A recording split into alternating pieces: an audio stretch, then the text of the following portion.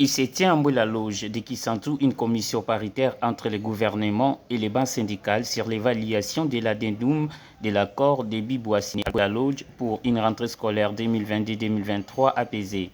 Sous le haut patronage du président de la République démocratique du Congo, son Excellence M. Félix-Antoine Tshisekedi Tshilombo, les deux parties sont autour d'une table du lundi 8 au mercredi 24 août 2022 pour trouver des voies et moyens afin de garantir la vie de l'enseignant congolais. Une activité présidée par le Premier ministre Samalo Kondé, ici représenté par M. le professeur Tony Mwabagazadi, ministre de la tutelle. Tout commence par l'hymne national avant que M. Georges Benzongo des provinces du Congo central 3 prononce son mot de bienvenue. Ministre de l'enseignement primaire, secondaire et technique, M. le professeur Tony Mwamba, excellents, honorables députés nationaux, Excellence, Monsieur le vice-ministre du budget, Excellence, Madame le vice-ministre de l'enseignement primaire, secondaire et technique, Messieurs les conseillers chefs de l'État, chargés de l'éducation au collège socio-culturel, Madame le secrétaire général de l'enseignement primaire, secondaire et technique, Monsieur l'inspecteur général de l'enseignement primaire, secondaire et technique, Madame et Messieurs membres du banc gouvernemental, Madame et Messieurs membres du banc syndical, nous sommes réunis en ces lieux pour évaluer l'addendum de l'accord de Biboua signé à Mouéna Lodge pour une rentrée scolaire en 2022-2023 apaisée. Au nom de 3 provinces éducationnelles au Congo central, nous vous souhaitons la bienvenue. Je vous remercie.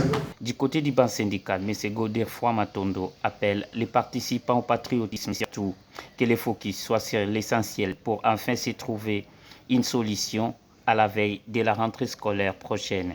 Les excellences, Madame et Messieurs les vice-ministres, Mesdames, Mesdemoiselles et Messieurs, distingués invités à vos titres et qualités respectifs, pour une seconde fois, nous nous retrouvons dans ces beaux cadres pittoresques de Mouéna-Lodge dans la cité de Kisantu, province de Congo central, non pour le tourisme, mais pour des travaux d'évaluation des accords que nous avons librement signés, et c'est dans l'optique d'en faire profiter socialement à des millions d'enfants congolais.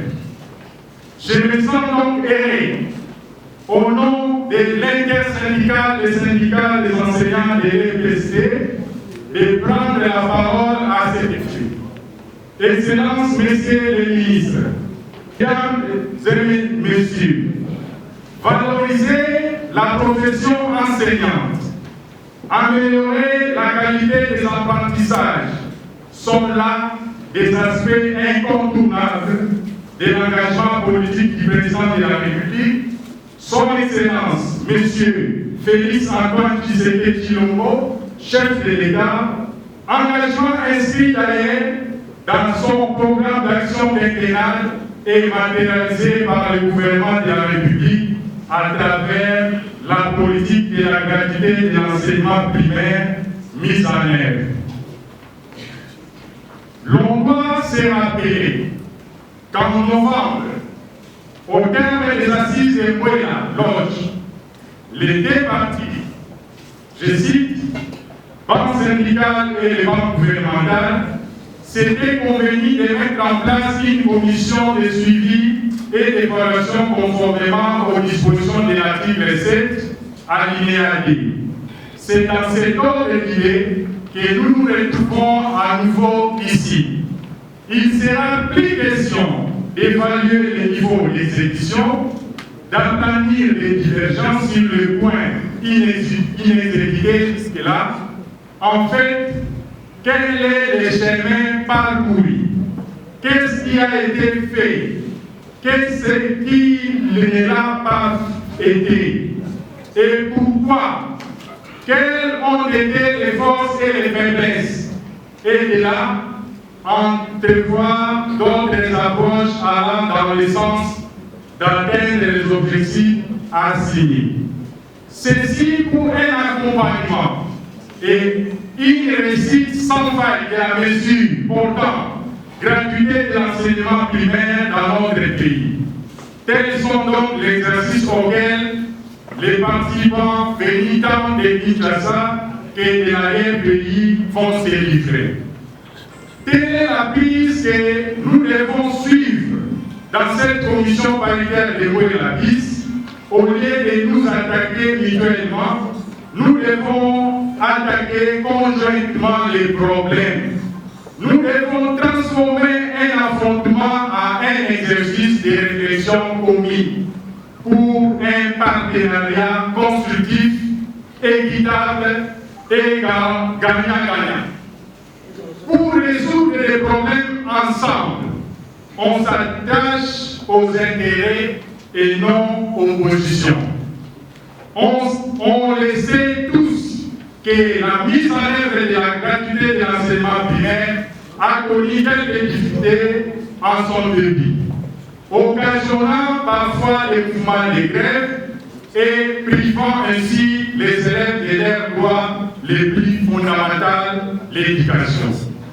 La révisitation des sujets importants s'impose. Il s'agit notamment des sujets sur l'amélioration de la paix, sur la mécanisation des enseignants, sur l'octroi et le réagissement des frais de fonctionnement alloués aux écoles primaires et aux bureaux gestionnaires, sur l'octroi des indemnités de transport et de logement aux enseignants, et sur le réagissement de la prime de gratuité. Excellences, Messieurs les ministres, Mesdames et Messieurs, par contre, comment ne pas à ce jour déplorer la lenteur dans l'opérationnalisation de la caisse de retraite des enseignants de l'EPC, en sigle GREPC, relevant pourtant des dispositions de l'article 2, alinéa 3 du dit protocole d'accord et aussi des résolutions du 39e Conseil des ministres du 4 février 2022, présidé par son Excellence, Monsieur le Président de la République, chef de l'État. L'intersyndicale des syndicats des enseignants de l'EPST espère qu'au sortir de ces travaux, le chemin sera ainsi balisé afin que toutes les recommandations qui en découleront soient de strictes applications.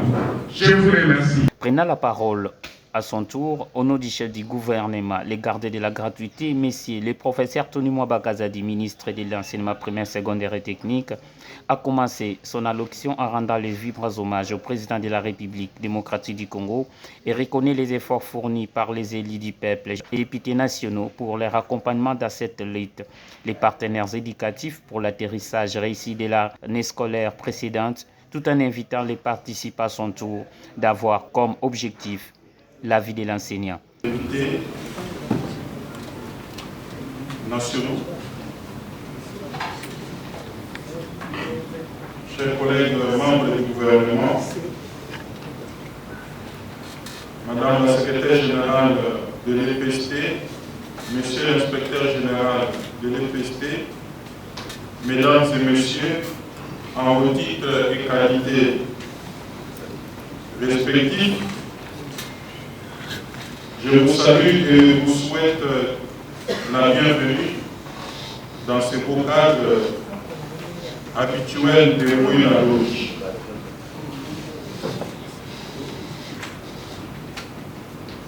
Comme le protocole l'a annoncé, j'ai reçu mandat de représenter le Premier ministre pour l'ouverture de ces travaux au nom du gouvernement de la République. Parce que c'est une commission paritaire qui implique les bancs gouvernement et les bancs syndicats. Mais en même temps, je suis appelé à intervenir comme ministre de l'Éducation parce que cette commission se tient plus précisément dans mon secteur. Et donc, pour l'instant, j'interviens comme ministre de l'EPC et je conclurai au nom du gouvernement en qualité de représentant du Premier ministre. Il y a 9 mois, on l'a appelé ici, on s'est retrouvé encore dans cette même salle pour évaluer les accords de Libois qui étaient assortis d'un addendum pour assurer la rentrée scolaire 2021-2022. Et au cours des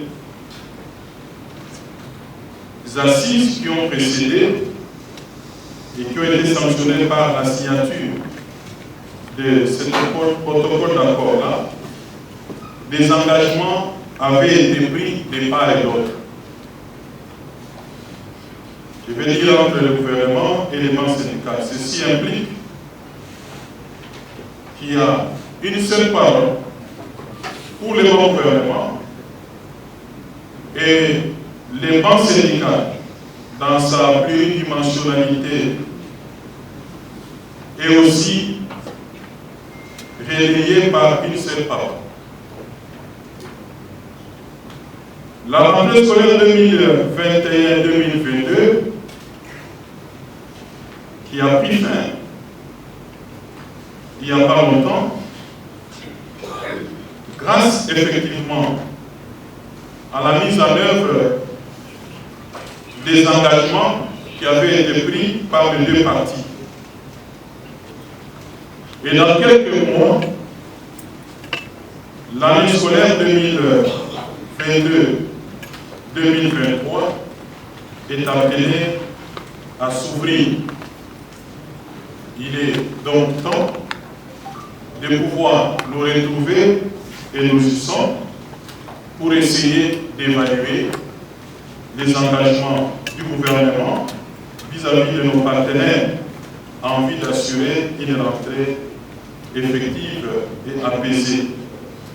À la différence de l'année passée, ces assises se tiennent quand même à temps. Ceci nous permet, vous le constatez, de les amorcer dans un environnement et dans des circonstances un peu plus apaisées. Ici à Mboué-la-Loge, et qui a fait dire à quelqu'un ce matin que les PST avions fait de Mboué-la-Loge, et c'est ce qui s'observe. Mboué-la-Loge, parce que l'amour règne, c'est vrai. Et je parle de l'amour à Gabi, parce que c'est le secrétaire général de l'État. Alors, c'est pour moi d'abord une occasion de remercier d'abord les députés nationaux, parce qu'il faut les souligner ici, que grâce à la représentation nationale, beaucoup d'engagements pris par le gouvernement ont été réalisés. C'est vraiment grâce à les ceci vient de l'avantage du fait que nous associons toujours la représentation nationale dans toutes les activités du ministère, ce qui fait qu'ils suivent au pas à pas ce qui se passe et comprennent les réalités de notre sous-secteur. Et ceci fait qu'ils sont devenus très attentifs par rapport aux questions qui concernent l'EPST.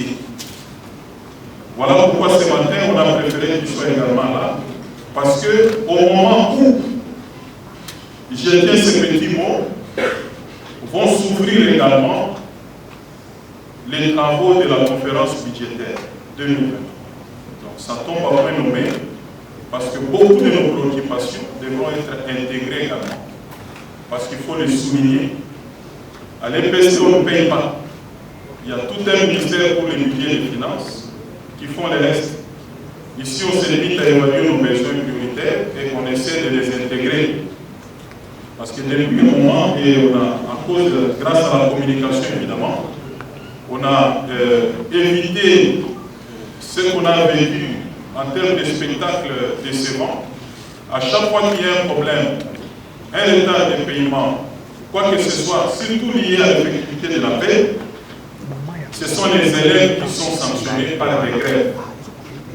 Et pourtant, il est toujours question de cibler les problèmes, à quel niveau il est bloqué, et suivre avec les nouvelles dynamismes qu'on a impulsés même au niveau du banc syndical. Ceci marche, et vous allez observer que depuis un moment, à chaque fois qu'il y a un blocage, on essaie d'identifier à quel niveau ça se situe, et la démarche se fait à ce niveau-là, au lieu de perturber les calendriers scolaires. Voilà pourquoi je voudrais qu'on remercie les députés. En même temps, il faut profiter de leur présence pour les flatter de manière à ce que dans les budgets 2023, les préoccupations de l'FST qui seront déposées dans la conférence budgétaire soient également insérées. Et je sais qu'ils sont très attentifs et ils ne manqueront pas de nous accompagner comme d'habitude. J'ai pensé qu'à ma place, on pouvait qu'on atterrisse également en douceur. On ne le fait pas seulement pour la rentrée scolaire. Ça devait être un exercice parce que l'idéal n'est pas encore atteint. C'est l'horizon vers lequel on progresse. Nous nous réunissons juste pour ça dans le cadre de l'amélioration des conditions. On ne devrait pas toujours lier ça à la rentrée scolaire. C'est ce qui justifie aussi certains dérapages. Ceci dit, et au nom du Premier ministre, je déclare ouvert les travaux de cette commission paritaire et je vous remercie.